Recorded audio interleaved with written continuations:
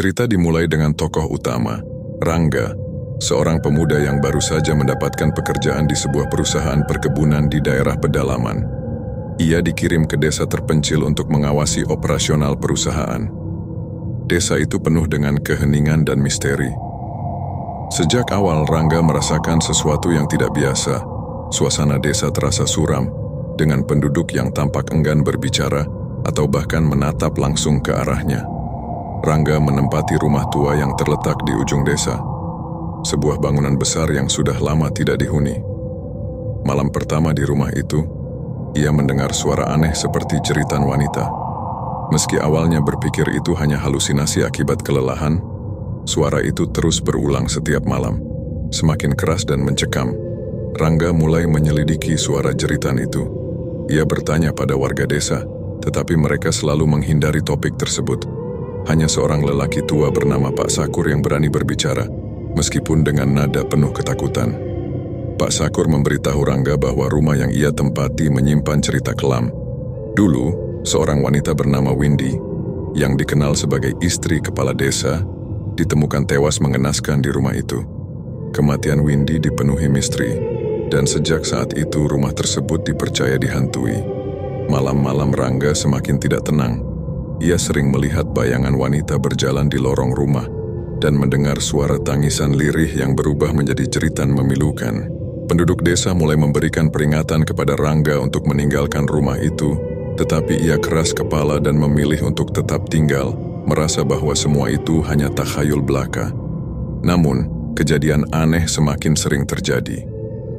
Rangga menemukan bekas cakaran di dinding, pintu yang terbuka sendiri, dan suara langkah kaki yang tak kasat mata. Rangga juga mulai bermimpi buruk tentang seorang wanita yang mengenakan kebaya putih dengan wajah hancur dan tubuh penuh darah. Dalam mimpinya, wanita itu selalu mencoba meraih Rangga sambil berteriak, "Kau harus tahu kebenarannya." Ketika Rangga terbangun, ia merasa ada seseorang yang mengawasinya dari sudut ruangan. Dalam penyelidikan lebih lanjut, Rangga menemukan fakta mengejutkan. Windy, wanita yang meninggal di rumah itu, bukan hanya istri kepala desa, tetapi juga wanita yang pernah memiliki hubungan gelap dengan beberapa tokoh penting desa. Ada desas-desus bahwa kematiannya terkait dengan sebuah ritual mistis yang dilakukan oleh kelompok rahasia di desa itu. Pak Sakur, meskipun ketakutan, akhirnya mengakui bahwa Windy dikorbankan dalam ritual tersebut untuk mendapatkan kekayaan bagi kepala desa dan kelompoknya. Arwah Windy tidak tenang karena ia merasa dikhianati dan ingin membalas dendam. Jeritan yang sering didengar Rangga adalah suara arwah Windy yang meminta keadilan. Rangga mulai mengalami gangguan fisik. Tubuhnya lemah dan ia sering merasa ada yang mencengkeram lehernya di malam hari. Arwah Windy semakin sering muncul, bahkan di siang hari. Namun, Rangga merasa ada pesan yang ingin disampaikan. Ia mengikuti petunjuk dalam mimpinya dan menemukan sebuah ruangan tersembunyi di bawah rumah tua itu. Di sana, ia menemukan benda-benda ritual yang digunakan untuk mengorbankan Windy, termasuk sebuah foto kepala desa bersama beberapa orang lainnya. Saat Rangga mencoba membawa bukti itu ke warga desa, gangguan semakin parah. Ia nyaris terbunuh oleh sosok arwah yang terus menghantuinya. Pada titik ini, ia sadar bahwa ia harus melakukan sesuatu untuk menenangkan arwah Windy dan membebaskannya dari dendamnya. Rangga meminta bantuan seorang dukun tua di desa untuk melakukan ritual pembersihan. Dukun itu memberitahu bahwa satu-satunya cara untuk menghentikan kutukan adalah dengan mengungkap kebenaran kepada seluruh warga desa dan meminta para pelaku ritual untuk bertanggung jawab atas perbuatan mereka. Pada malam ritual, arwah Windy muncul dengan wujud mengerikan, mengungkapkan kemarahan dan rasa sakitnya. Para pelaku yang terlibat dalam kematiannya, termasuk keturunan kepala desa, mulai mengalami kejadian-kejadian tragis. Rangga berhasil meyakinkan arwah Windy untuk melepaskan dendamnya, dengan janji bahwa ia akan mengungkapkan kebenaran dan membersihkan nama Windy. Setelah meninggalkan desa, Rangga kembali ke kehidupan normal di kota. Namun, kenangan tentang desa itu terus menghantui pikirannya. Ia sering mengalami mimpi buruk, di mana ia kembali ke rumah tua tersebut dan melihat bayangan Windy memanggilnya. Mimpi itu terasa begitu nyata hingga Rangga merasa seperti masih berada dalam cengkeraman kutukan. Rangga juga mulai merasa bahwa ada sesuatu yang mengikutinya. Ia melihat bayangan samar di cermin, mendengar suara-suara aneh di apartemennya, dan bahkan menemukan bunga melati yang layu di dekat tempat tidurnya. Aroma yang sama seperti di rumah tua di desa itu. Rangga sadar bahwa ini bukan hanya trauma psikologis. Kutukan dari desa itu mungkin telah ikut bersamanya ke kota. Rangga memutuskan untuk kembali menemui dukun tua dari desa itu, meskipun perjalanan kembali ke desa membuatnya sangat ketakutan. Dukun itu menyambutnya dengan wajah penuh keprihatinan dan berkata bahwa kutukan Windy tidak akan berhenti hanya dengan ritual pembersihan. Menurut dukun itu, ada sesuatu yang belum diselesaikan oleh Rangga. Arwah Windy masih menginginkan keadilan penuh. Para pelaku yang tersisa, terutama salah satu keturunan kepala desa yang kini tinggal di kota, belum mendapatkan hukuman. Windy tidak akan benar-benar pergi hingga semua yang terlibat dalam kematiannya membayar harga atas perbuatannya. Dukun itu memberi Rangga sebuah jimat kecil berupa kain putih, dengan mantra yang ditulis menggunakan darah ayam hitam. Jimat itu dimaksudkan untuk melindungi Rangga dari gangguan arwah sementara ia menyelesaikan tugas terakhirnya. Kembali ke kota, Rangga mulai menyelidiki siapa saja keturunan kepala desa yang masih hidup. Ia menemukan bahwa salah satu putra kepala desa, Danu, adalah seorang pengusaha kaya yang tinggal di kawasan elit. Rangga menduga bahwa Danu juga terlibat dalam ritual yang menyebabkan kematian Windy. Rangga mencoba mendekati Danu, tetapi ia malah mendapatkan ancaman. Danu dengan arogan menganggap cerita tentang kutukan itu sebagai omong kosong dan memperingatkan Rangga untuk tidak mencampuri urusan keluarganya. Namun Rangga melihat tanda-tanda aneh di sekitar Danu. Rumahnya dipenuhi bau busuk yang tidak biasa, dan salah satu pelayannya mengaku sering melihat sosok wanita berambut panjang di lorong rumah. Rangga yakin bahwa kutukan Windy juga telah mencapai Danu. Dalam sebuah pertemuan rahasia, Rangga mendesak Danu untuk mengakui perbuatannya dan meminta maaf kepada arwah Windy. Namun Danu menolak dengan keras, bahkan mencoba menyerang Rangga. Pada saat itu kejadian aneh terjadi. Lampu-lampu di ruangan padam, dan suara jeritan yang menyeramkan menggema. Sosok Windy muncul dengan wujud mengerikan.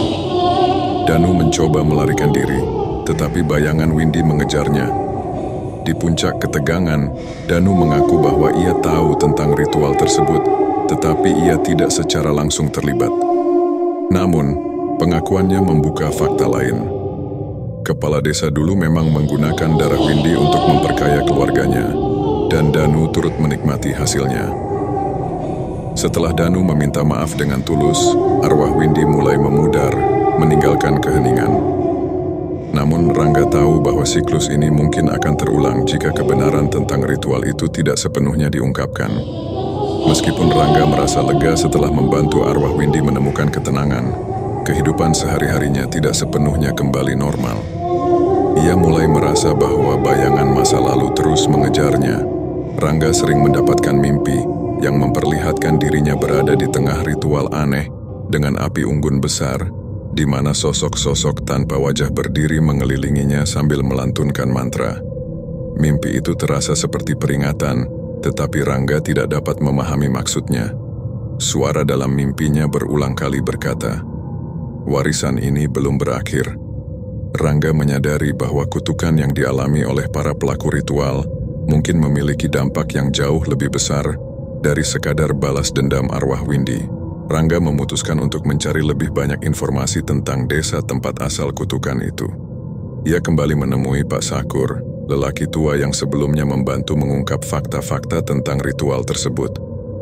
Pak Sakur, meski tampak lebih lemah dari sebelumnya, dengan berat hati mengungkapkan bahwa ritual yang dilakukan kepala desa bukanlah kejadian tunggal.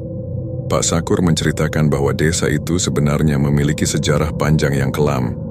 Ritual-ritual pemujaan kepada makhluk gaib dilakukan oleh para leluhur desa untuk mendapatkan kekuasaan dan kekayaan. Windy hanyalah salah satu korban dari serangkaian praktik gelap yang berlangsung selama beberapa generasi. Kutukan itu bukan hanya tentang dendam arwah Windy, tetapi juga tentang dosa kolektif yang dilakukan oleh desa tersebut.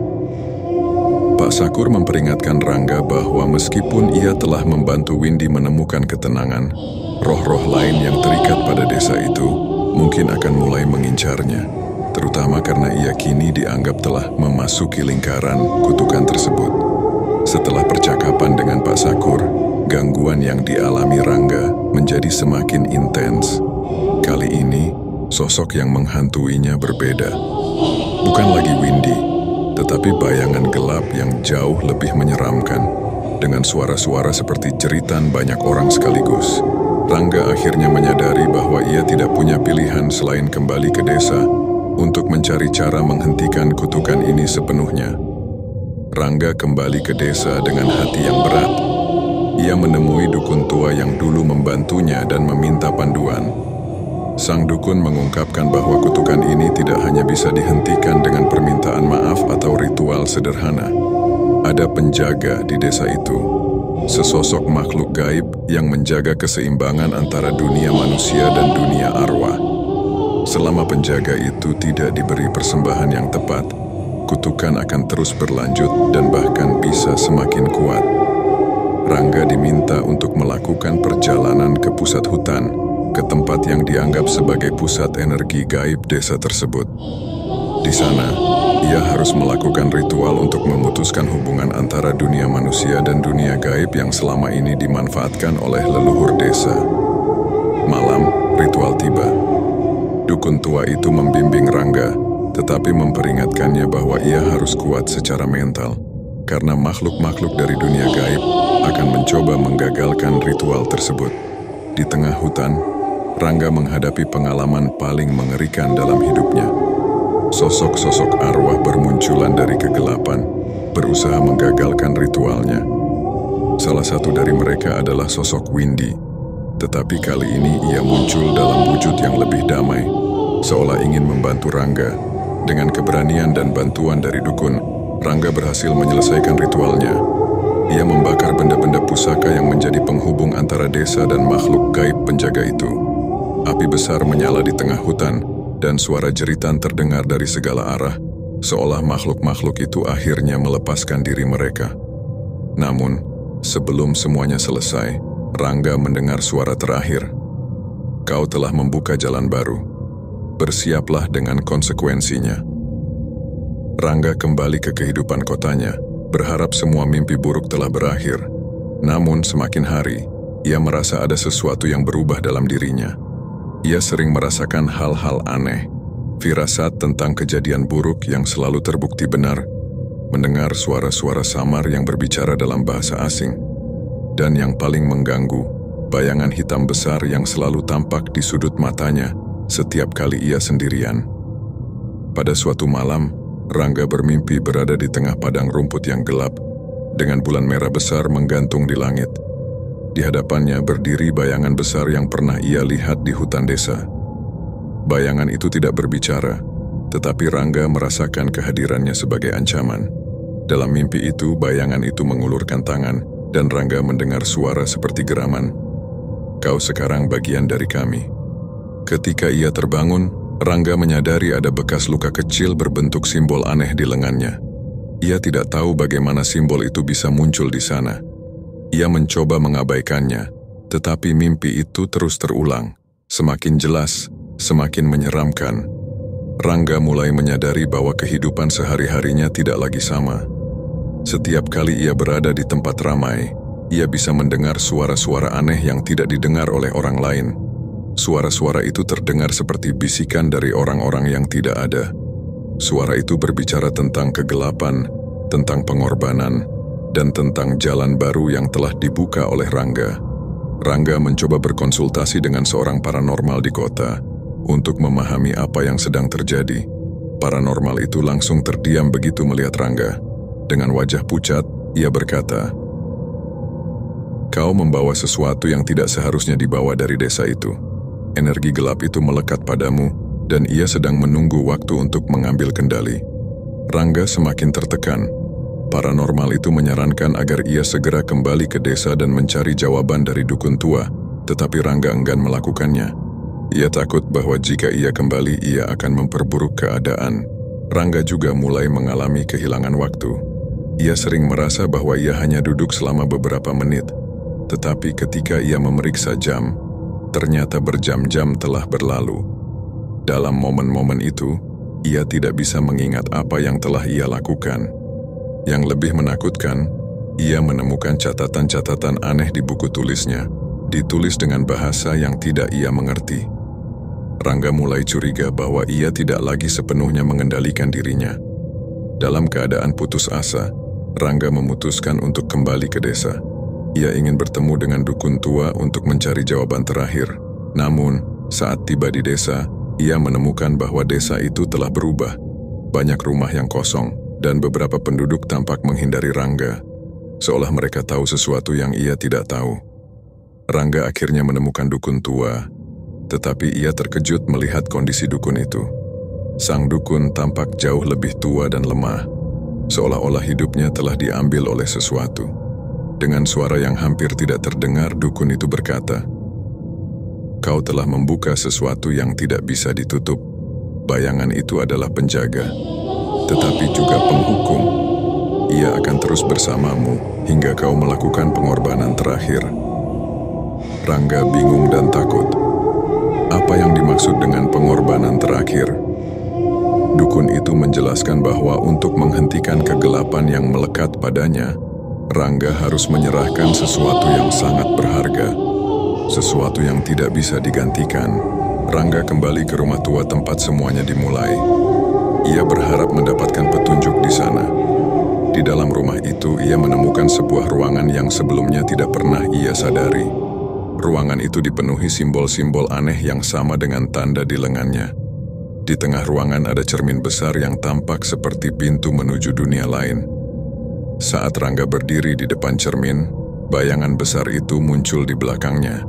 Kali ini, bayangan itu berbicara dengan suara dalam dan menggetarkan. "Berikan hidupmu, atau hidup orang lain. Itu adalah satu-satunya cara untuk menghentikan ini." Rangga harus membuat keputusan, mengorbankan dirinya sendiri, atau mencari orang lain untuk menggantikan tempatnya. Dalam keputusasaan ia merenungkan segala hal yang telah ia lalui. Apakah hidupnya sepadan untuk dihentikan? Atau apakah ia akan memilih jalan yang lebih gelap untuk menyelamatkan dirinya? Setelah keputusan besar yang diambilnya, Rangga kembali ke kota, tetapi hidupnya tidak lagi sama. Jika ia memilih mengorbankan dirinya, cerita ini berlanjut dalam bentuk catatan orang-orang terdekat Rangga yang mencoba memahami kepergiannya secara misterius. Namun, jika ia memilih mengorbankan orang lain, kehidupan Rangga terlihat normal di permukaan, tetapi ia tidak pernah bisa benar-benar melarikan diri dari bayang-bayang rasa bersalah. Rangga mulai mengalami perubahan dalam kepribadiannya. Ia menjadi lebih pendiam, sering merenung, dan menjauhkan diri dari orang-orang terdekatnya. Dalam momen-momen sunyi, ia mendengar suara-suara yang mengingatkannya pada keputusan yang ia buat di rumah tua itu. Suara-suara itu bukan hanya jeritan penuh kesakitan, tetapi juga tawa dingin yang seolah mengejek dirinya. Setiap kali ia menatap bayangannya sendiri di cermin, ia merasa melihat sesuatu yang lain, sesuatu yang bukan dirinya, tetapi bagian dari dirinya yang sekarang hidup di bawah pengaruh kegelapan. Ia mulai merasa bahwa apapun keputusan yang ia ambil, ia tidak pernah benar-benar bebas. Gangguan semakin parah ketika Rangga mulai kehilangan kendali atas pikirannya sendiri. Ia mulai memiliki dorongan-dorongan aneh untuk melakukan hal-hal yang tidak masuk akal. Di malam hari, ia sering terbangun di tempat-tempat yang tidak ia kenal, dengan tangan penuh tanah atau bahkan darah. Rangga mulai curiga bahwa bayangan yang mengikutinya tidak hanya menghantui, tetapi juga mengambil alih sebagian dirinya. Dalam salah satu momen paling menakutkan, Rangga menemukan dirinya berdiri di atap gedung apartemennya, tanpa mengingat bagaimana ia sampai di sana. Di belakangnya, bayangan itu tampak semakin jelas, berbicara dengan suara yang dingin. "Kau pikir kau bisa melarikan diri dariku? Kau adalah milikku sekarang." Rangga mulai menyadari bahwa bayangan itu tidak hanya meminta pengorbanan, tetapi ingin menjadikan Rangga sebagai bagian dari dirinya, penjaga baru yang akan melanjutkan siklus kutukan tersebut. Dalam keadaan putus asa, Rangga memutuskan untuk mencari jawaban terakhir.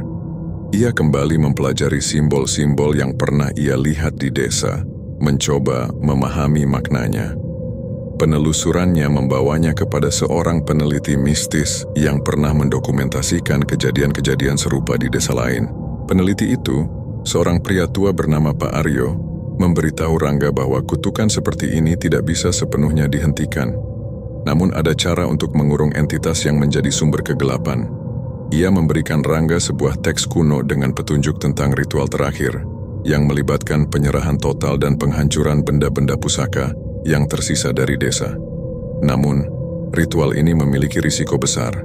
Jika gagal, Rangga bisa kehilangan jiwanya sepenuhnya dan menjadi bagian dari entitas gelap tersebut. Rangga mempersiapkan ritual terakhir dengan hati yang berat. Ia kembali ke desa untuk mengumpulkan benda-benda pusaka yang diperlukan. Jimat-jimat lama yang masih tersisa, sisa-sisa kain yang pernah digunakan dalam ritual pemujaan, dan cermin besar yang ia temukan di rumah tua.